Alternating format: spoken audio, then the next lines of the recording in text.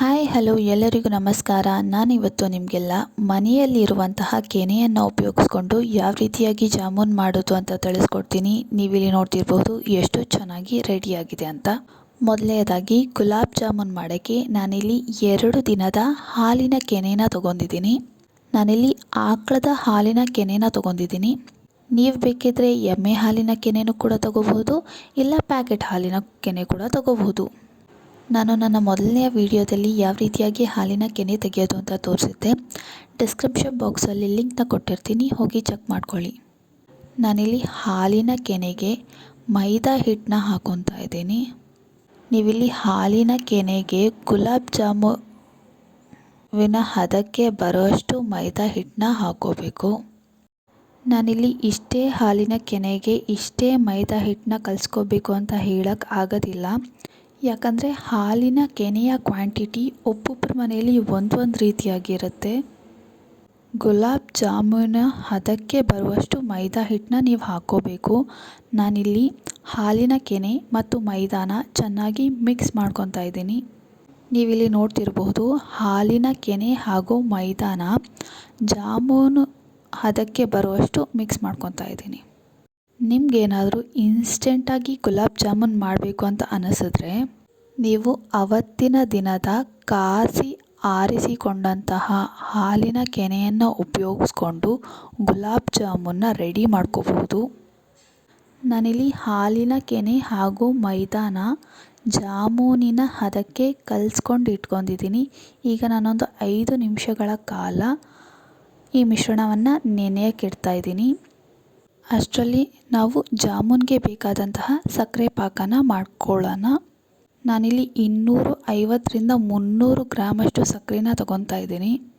ಈ ಸಕ್ಕರೆಗೆ ನಾನಿಲ್ಲಿ 1 ದೊಡ್ಡ ಲೋಟದಷ್ಟು ನೀರನ್ನ ಹಾಕೊತಾ ಇದ್ದೀನಿ. ನೀವಿಲ್ಲಿ ನೋಡ್ತಿರಬಹುದು ದೊಡ್ಡ ಲೋಟದಷ್ಟು ನೀರು ಹಾಕ್ಕೊಂಡು ನಾನಿಲ್ಲಿ ಗ್ಯಾಸ್ನ ಆನ್ ಮಾಡಿ ಸಕ್ಕರೆನ ಕರ್ಗಕ್ಕೆ ಇಡ್ತಾ ಇದ್ದೀನಿ. ನೀವಿಲ್ಲಿ ನೋಡ್ತಿರಬಹುದು ಅಷ್ಟರೊಳಗೆ ನಾವು ಜಾಮೂನಿನ ಉಂಡೆಯನ್ನು ರೆಡಿ ಮಾಡ್ಕೊಳ್ಳೋಣ. ನೀವಿಲ್ಲಿ ನೋಡ್ತಿರ್ಬೋದು ನಾನು ಯಾವ ರೀತಿಯಾಗಿ ಜಾಮೂನಿನ ಉಂಡೆಯನ್ನು ರೆಡಿ ಮಾಡ್ಕೊತಾ ಇದ್ದೀನಿ ಅಂತ. ಇದೇ ರೀತಿಯಾಗಿ ನೀವು ಕೂಡ ರೆಡಿ ಮಾಡ್ಕೊಳ್ಳಿ. ಈಗ ಸಕ್ಕರೆ ಪಾಕ ಸ್ವಲ್ಪ ಸ್ವಲ್ಪವಾಗಿ ಕರ್ಗಕ್ಕೆ ಸ್ಟಾರ್ಟ್ ಆಗಿದೆ. ನೀವಿಲ್ಲಿ ನೋಡ್ತಿರಬಹುದು.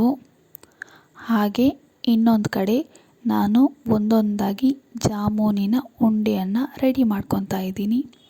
ಈಗ ನೀವಿಲ್ಲಿ ನೋಡ್ತಿರಬಹುದು ನಾನು ಸಂಪೂರ್ಣವಾಗಿ ಜಾಮೂನಿನ ಉಂಡೆಯನ್ನು ರೆಡಿ ಮಾಡ್ಕೊಂಡಿದ್ದೀನಿ. ಏನಿಲ್ಲ ಅಂದರೂ ಮಿನಿಮಮ್ 25ರಿಂದ 30ರಷ್ಟು ಉಂಡೆಗಳು ರೆಡಿ ಆಗಿದೆ. ನೀವಿಲ್ಲಿ ನೋಡ್ತಿರಬಹುದು. ಈಗ ನಾನು ಒಂದು ಬಾಂಡಿಯಲ್ಲಿ ಎಣ್ಣೆನ ಕಾಯಕ್ಕಿಡ್ತಾ ಇದ್ದೀನಿ.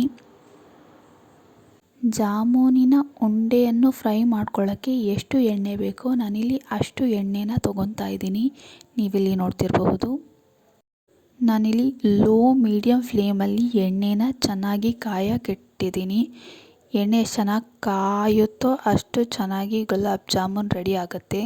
ನಾನಿಲ್ಲಿ ಒಂದೊಂದೇ ಉಂಡೆನ ಎಣ್ಣೆಗೆ ಹಾಕ್ತಾ ಇದ್ದೀನಿ. ಎಣ್ಣೆ ಚೆನ್ನಾಗಿ ಕಾದಿದೆ. ನೀವಿಲ್ಲಿ ನೋಡ್ತಿರಬಹುದು ಜಾಮೂನ್ ರೆಡಿ ಆಗ್ತಿರೋದನ್ನು. ಚೆನ್ನಾಗಿ ಗೋಲ್ಡನ್ ಬ್ರೌನ್ ಬರೋಗಂಟ ನಾವು ಜಾಮೂನಿನ ಉಂಡೆಗಳನ್ನು ಎಣ್ಣೆಯಲ್ಲಿ ಚೆನ್ನಾಗಿ ಫ್ರೈ ಮಾಡ್ಕೋಬೇಕು. ನಾನೀಗ ಫ್ರೈ ಆದಂತಹ ಜಾಮೂನ್ನ ಡೈರೆಕ್ಟಾಗಿ ಸಕ್ಕರೆ ಪಾಕಕ್ಕೆ ಹಾಕೊಂಡೆ. ಈಗ ನಾನಿಲ್ಲಿ ಏಲಕ್ಕಿನ ಹಾಕೊತಾ ಇದ್ದೀನಿ. ನೀವಿಲ್ಲಿ ನೋಡ್ತಿರ್ಬೋದು ಎಷ್ಟು ಚೆನ್ನಾಗಿ ಮನೆಯಲ್ಲಿ ಇರುವಂತಹ ಕೆನೆಯಿಂದ ಗುಲಾಬ್ ಜಾಮೂನ್ ರೆಡಿಯಾಗಿರೋದನ್ನು. ಟೇಸ್ಟ್ ಕೂಡ ಅಷ್ಟೇ ಸಖತ್ತಾಗಿರುತ್ತೆ.